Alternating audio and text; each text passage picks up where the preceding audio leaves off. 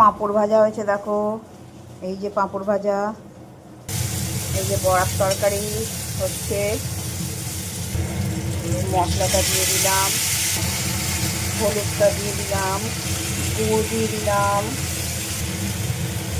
জল দিয়ে কিছুক্ষণ করতে দিচ্ছি।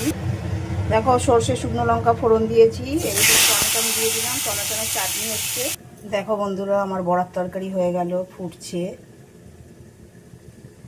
দেখো দেখো বন্ধুরা টমেটোর চাটনি আমার হয়ে গেল। দেখো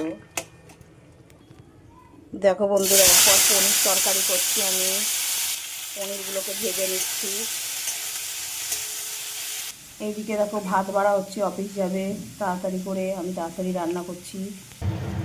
দেখো বন্ধুরা পনিরের তরকারি আমি বসিয়ে দিয়েছি, এবার চলো ভাতটা বাড়তে যাই। এই যে সকালবেলা পুজো করেছি, দেখো ঠাকুরদেরকে, এই যে জগন্নাথ বাবা বসে আছে, গোপাল, বলরাম, সুভদ্রা, মা লক্ষ্মী, শিব বাবা সবাই বসে রয়েছে। এই যে সরস্বতী ঠাকুর বসে রয়েছে, মালা টালা পরিয়ে ভালো করে পুজো করেছি।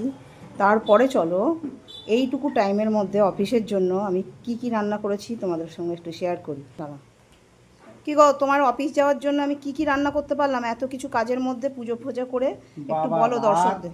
ভাত, আবার পোস্ত ভাতে, এই যে পোস্ত ভাত, হ্যাঁ পোস্ত ভাতে, তারপর আবার পটল ভাজা, তারপর রাঙালু ভাজা, তারপর আবার এই আমাদেরকে দেশের কালামুখ। কালামুখ, তারপর তোমার বড়ার তরকারি, বড়া আলুর ঝোল, তারপর আবার তোমার পনির, তারপর চাটনি, তারপর পাঁপড়।